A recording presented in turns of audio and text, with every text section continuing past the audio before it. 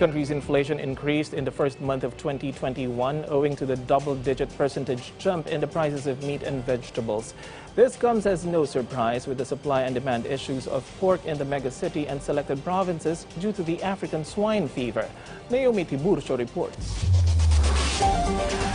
Weeks of propelling pork and vegetable prices are now reflected in the Philippine Statistics Authority data on the country's inflation rate.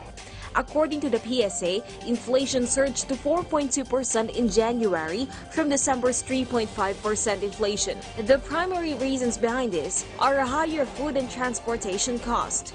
Looking closely into the agency's data, meat such as pork grew from 10% to 17.1%.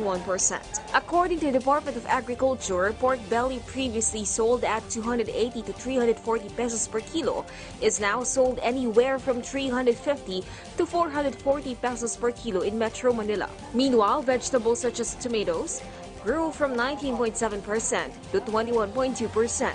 Fruits such as bananas also grew from 6.3% to 9%. Inflation is primarily felt in NCR and Cagayan Valley, which were both heavily affected by the African swine fever and the recent storms. Our assessment here, based on the computation, is that if these groups, yung food items, particular yung karne, isda, gulay, and prutas, ay tataas pa sa mga susunod na buwan, then there is a higher probability that we'll be seeing itong increase ng inflation in the coming months. Consumers are now finding ways to adjust to these prices. Nag-a-adjust sa uulamin, kung anong bibilihin. Siyempre, yung mas mura na lang.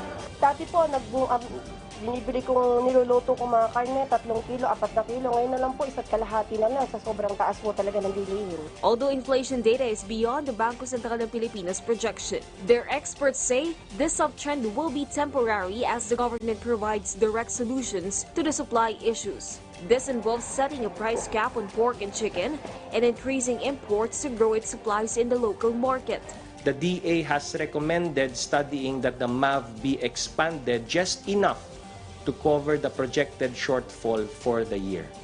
This recommendation, as well as the recommendation to create a sub-task group on economic intelligence to go after smugglers, profiteers, and hoarders of agricultural products, was approved by the President. Naomi Tiburcio for The Nation.